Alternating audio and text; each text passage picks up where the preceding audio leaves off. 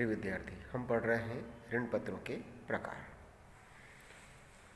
हमने कंपनी के निर्गमन के संबंध में कंपनी के अंशों के बारे में जानकारी ली, पढ़ा, जिसमें कंपनी के समतांश और पूर्वाधिकारांश कंपनी जारी करती है और उसके बाद भी रुपए की यदि आवश्यकता लगती है तो कंपनी ऋण पत्रों के माध्यम से ऋण पत्र के माध्यम से अपनी पूंजी या रुपए प्राप्त करती है। ऋण पत्र के प्रकार इसमें देखें हम, कंपनी द्वारा विभिन्न प्रकार के ऋण पत्र निर्गमित किए जाते हैं। ऋण पत्रों के उनकी विशेषताओं के आधार पर कई प्रकार के होते हैं। ऋण पत्रों के प्रकारों को एक दृष्टि में समझने के लिए इस प्रकार की तालिका को हम समझें। पहला है स्वामित्व के आधार पर ऋण पत्र। स्वामित्व के आधार पर ऋण पत्र जो होते हैं ये पंजीकृत या रजिस्टर्ड ऋण पत्र होते हैं और दूसरा होता है वाहक ऋण पत्र। बी वाला देखिए, सुरक्षा के आधार पर ऋण पत्र। सुरक्षा के आधार पर मतलब सुरक्षित या बंधक ऋण पत्र, या दूसरा इसमें है असुरक्षित या बंधक रहित ऋण पत्र। सी वाला है शोधन के आधार पर। शोधन यानी शोध ऋण पत्र, और दूसरा है अशोध ऋण पत्र, जिनका कंपनी के जीवन काल में भुगतान हो सकता है या नहीं हो सकता है। डी है परिवर्तन के आधार पर। पहला है परिवर्तनीय ऋण पत्र और दूसरा अपरिवर्तनशील ऋण पत्र। ई भुगतान की वरीयता के आधार पर, प्रथम ऋण पत्र एवं दूसरा है द्वितीय ऋण पत्र। ई है कूपन दर या ब्याज के आधार पर, शून्य कूपन दर ऋण पत्र या अत्यधिक कटौती ऋण पत्र। इस प्रकार ये ऋण पत्र के प्रकार होते हैं। उपयुक्त ऋण पत्र के अतिरिक्त गारंटी युक्त ऋण पत्र भी होते हैं, जिसमें गारंटी शब्द बता रहा है कि किसी न किसी प्रकार की इसमें हमने गारंटी अपने ऋण पत्रधारियों को दी है कंपनी में। ऋण पत्र के प्रकारों का संक्षिप्त वर्णन निम्नानुसार है, जिसमें पहला पॉइंट है पंजीकृत या रजिस्टर्ड ऋण पत्र। पंजीकृत या रजिस्टर्ड ऋण पत्रों के धारकों के नाम रजिस्टर में लिखे जाते हैं। इनकी कंपनी की अनुमति के बगैर हस्तांतरण नहीं कर सकते हैं, इसलिए इन्हें रजिस्टर्ड ऋण पत्र कहते हैं। वाहक ऋण पत्र ये वे ऋण पत्र होते हैं जिनकी सुपुर्दगी मात्र से ही हस्तांतरण हो जाता है, इसके ब्याज का भुगतान धारक को ही किया जाता है।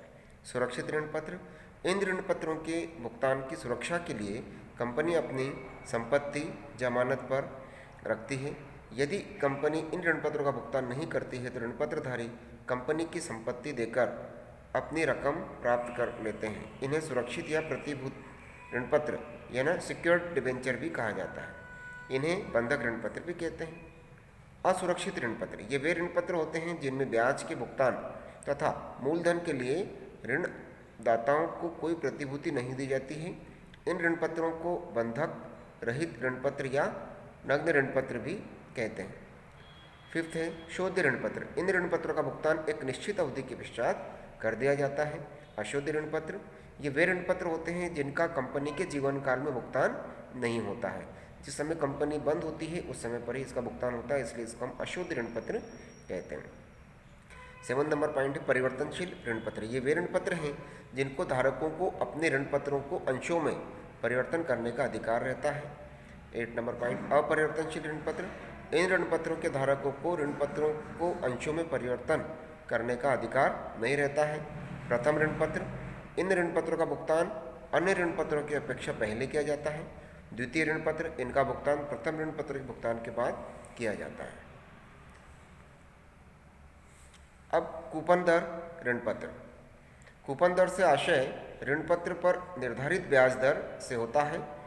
इस आधार पर ऋण पत्र निम्न दो प्रकार के होते हैं। शून्य कूपन दर ऋण पत्र, इन ऋण पत्रों पर निर्धारित ब्याज दर नहीं होती है। इन ऋण पत्रों को बट्टे यानी डिस्काउंट पर जारी किया जाता है तथा सममूल्य पर इनका भुगतान किया जाता है। बट्टा मुद्रा के मूल्य में कमी के कारण होता है। उदाहरण के लिए 100 रुपये के ऋण पत्र को 80 रुपये में दिया जाए तो 20 रुपये मुद्रा की मूल्य में कमी की क्षतिपूर्ति है, न कि ब्याज। इसी के ऋण पत्र को इसी के कारण इसे शून्य ऋण पत्र यानी जीरो कूपन रेट कहते हैं। अत्यधिक कटौती ऋण पत्र, ये ऋण पत्र भी शून्य ऋण पत्र की दर तरह लागू होते हैं। अंतर केवल इतना है कि इन्हें अत्यधिक कटौती पर जारी किया जाता है।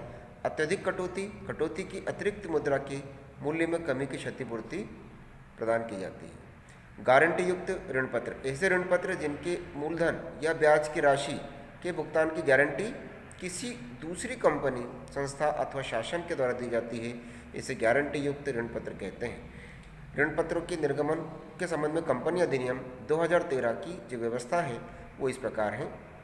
पहला पॉइंट, इसके अनुसार एक कंपनी ऐसे ऋण पत्रों का निर्गमन कर सकती है जिसमें शोधन के समय अंशों में परिवर्तन का विकल्प हो। दूसरा, कंपनी सुरक्षित ऋण पत्रों का निर्गमन कर सकती है।